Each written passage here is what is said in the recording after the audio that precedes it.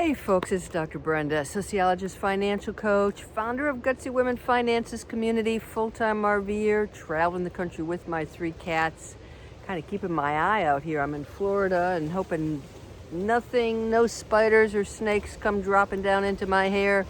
All right, I've got a hoodie on. I am in Florida. It was really, really hot earlier in the week, and it has cooled down. It's pretty breezy. I'm right now on a trail, so you can't see how windy it is. Hey, please subscribe below if you already subscribed. Thank you so much. So I'm having a really kind of weird week, an off week.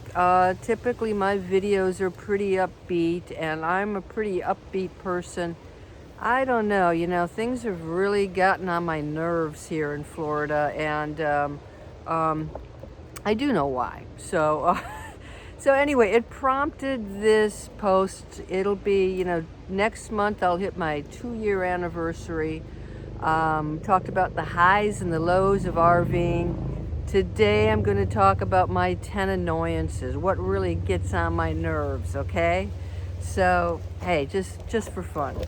All right, so number one, and the reason I believe why, I'm in, this stay has not been as great as I had hoped, at least at this point. Number one annoyance is political flags. Guys, the election is over. Your dude lost. Put the damn flags away, okay? The campground is clear of flags. Now, I stay in state and national parks. Partly, they can't advertise one party or another. They have to stay politically neutral, which is great, versus a private campground, which can do whatever they want to do.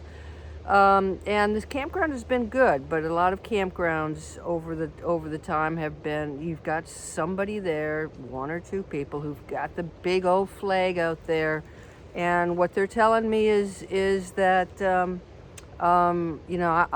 I believe in conspiracies. I believe I'm better than you. I don't support democracy. I believe in myths, not science.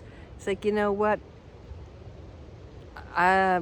All you're doing is putting a flag out there that says you're different and you only want to hang around with people who are like you. I'm not going to get into a political conversation with you, but I got to walk by that visual pollution all the time. Now, I'm here in Florida, and there are these nasty flags everywhere, and including some businesses. So if you've got a business and you're flying those ugly, hostile, anti-American flags, I'm not going to be spending my money there. So that has been, I'll be driving along the water, and you've got the houses, and then the people own some beachfront, just the docks, and on the dock will be this flag. I'm looking at the beautiful Atlantic Ocean. Boom, there's that visual pollution, reminded me of hatred and divisiveness in this country. Put the flags away, especially the campground. So yeah, that is really eaten into me, this part of Florida. Okay, so hey, it is what it is. It's my video. It's my annoyance. You might be fine with it. My video. Okay, my second one is has to do with technology. So I work on the road, and I research where I'm going, try to make sure that I've got connectivity. And the last campground, both AT&T and Verizon failed on me, so I would be at Starbucks with trying to upload a video. But it's really about false advertising, especially in some of the private campgrounds where they're like, hey, we've got Wi-Fi. Almost none of the private campgrounds I've stayed at have any decent Wi-Fi at all. There are the exceptions. A lot of them you can't even get to your emails. You certainly can't download something. So stop advertising Wi-Fi when you've got it 5 feet from the office and it doesn't really work. And for that matter, the whole idea of false advertising, especially again with the private campgrounds with, I remember going into one, I'm like, great, they've got a laundry, I'm going to do my laundry. It's closed. You've got washers, dryers. Oh, none of them work. Showers. Oh, the showers, I'm putting my coins in. Now, this happened at a state park. Put my coins in. Shower's not working. Okay, then put a sign up because the people before me told you the same thing. The shower's not working. So quit the false advertising. If something's not working, don't promote this great Wi-Fi unless you got it, unless I can get it at my site. I don't count on campground Wi-Fi at all, but just be truthful in your upfront advertising. Don't advertise a heated pool when it's the sunshine that heats it and it's 60 degrees, okay? That's not a heated pool. Okay, third pet peeve. This is everybody's, not just a pet peeve. This is an annoyance. This is a big problem. People who do not clean up after their dogs. Okay, I at a campsite in Arizona, I remember that it's like, there's dog crap all over the place. And yeah, somebody's supposed to clean it up. Sometimes you can't find it, but it's like I got a campsite, there's dog crap here, there's dog crap there. Clean up after your dogs. Yeah, you hear that no matter where you go. But also the leash laws. I understand if your dog breaks loose and you're trying to retrieve them, but don't let your dogs run loose. And that goes for cats too. I've got cats. They walk on a leash. They stay in a catio. If they are out, they have escaped, and I am chasing them down. I understand those scenarios, but keep your pets under control. Don't let them bark at 3 a.m. all night long. Clean up after your dogs. Okay, I told you I'm in this mood this week. It's been a really weird week, and I don't know.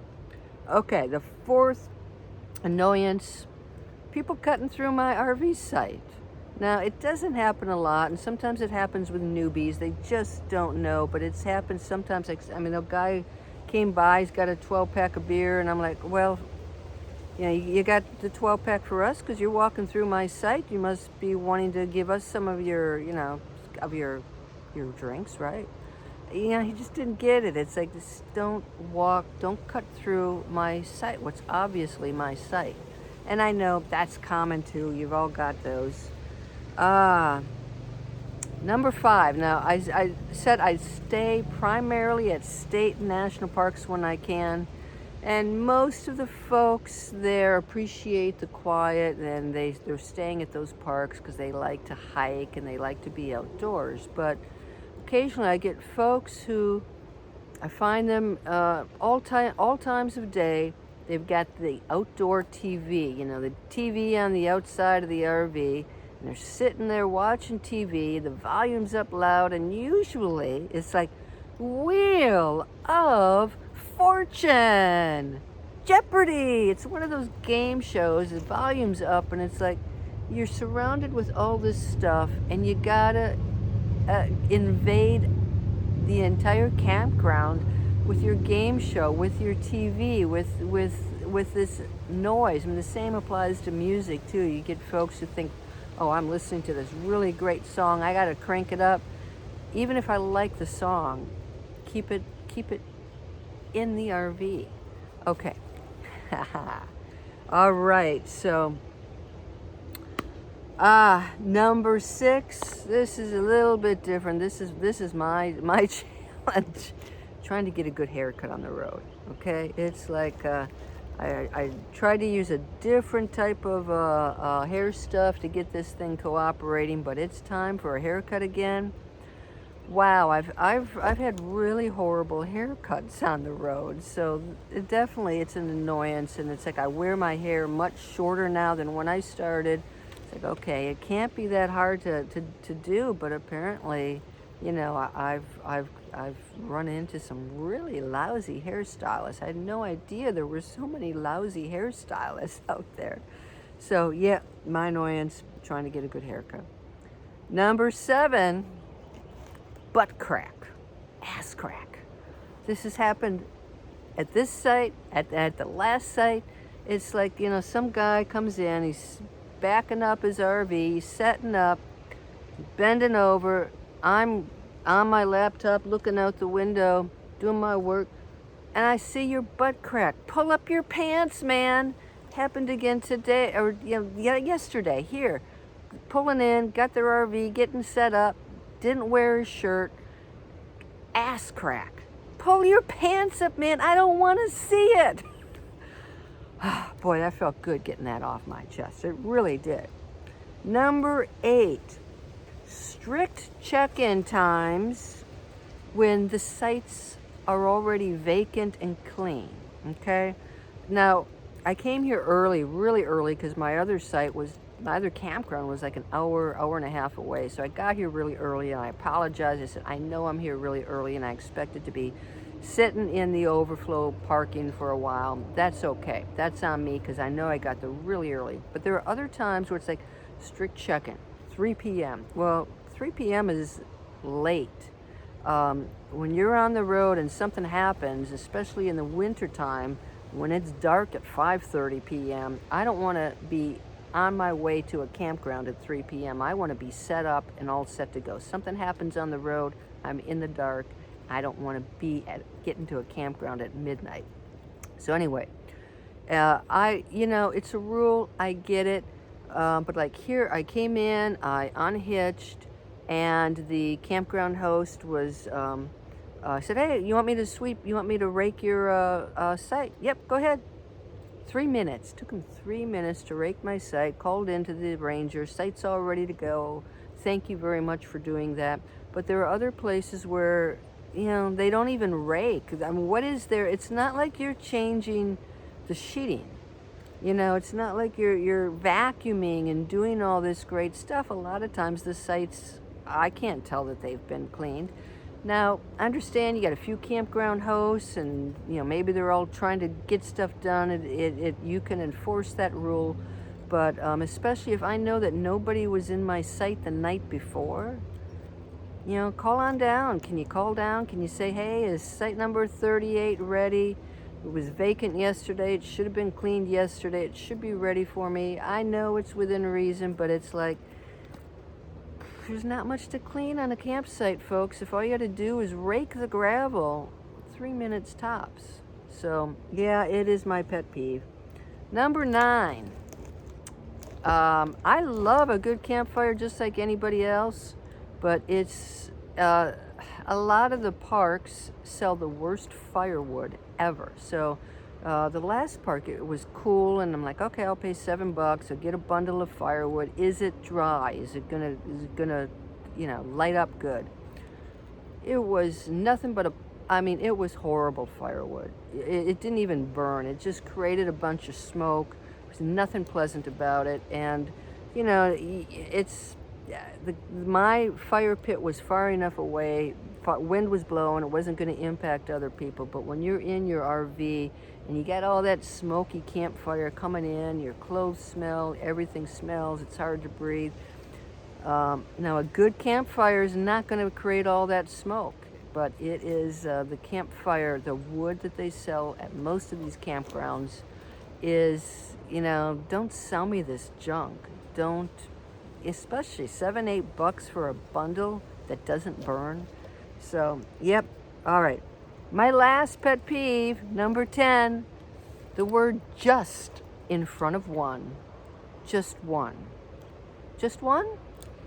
So I'm traveling alone most of the time.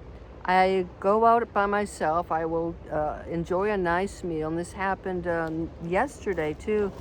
It's like, how about party of one? I am a party of one. And believe me, just one, you don't want two of me, okay? Just one. One is enough. So like change it. I'm not just one. I am one.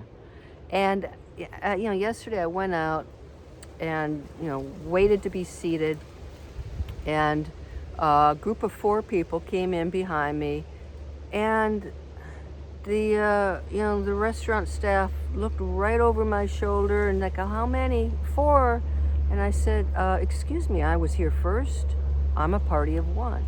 So that's the other thing. As a solo woman, and it probably happens to guys too, if you're just a party of one, it's like people look right past you. and don't use the word just. I am one. I am a party of one. One is enough. Don't use the just. So that's my personal pet peeve.